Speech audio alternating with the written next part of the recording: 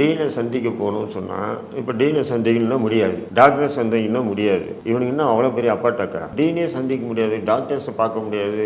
இல்லை பார்க்க முடியாது, அவர் போயிட்டார், அவர் இங்கே இருக்கார், அவர் ரெஸ்ட்டில் இருக்கார். என்னடா இவனுங்க, எனக்கு ஒன்றுமே புரியல. யார் மேலே தப்பு இருக்குன்னு நினைக்கிறீங்க? யார் மேலே தப்பு இருக்குன்னு சொன்னால் இந்த மருத்துவர்கள் ஏன் இப்படி அலட்சியமாக இருக்காங்க? அதாவது ஆமாம், நீ எம்பிபிஎஸ் எதுக்கு படிக்கிற?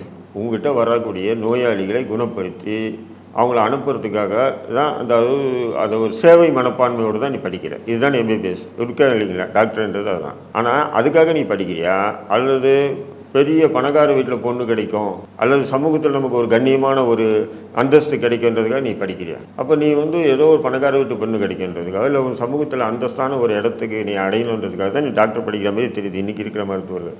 சிக் ஷாம்புவில் உள்ளது ஃபிளாக்ஸீட் புரோட்டீன் மற்றும் பிளாக் டீ. கூந்தலை ஆக்கிடும் 2x ஸ்ட்ராங்கர் மற்றும் shiny black. Chik strong and black shampoo கூந்தலுக்கான புரோட்டீன் தெரப்பி.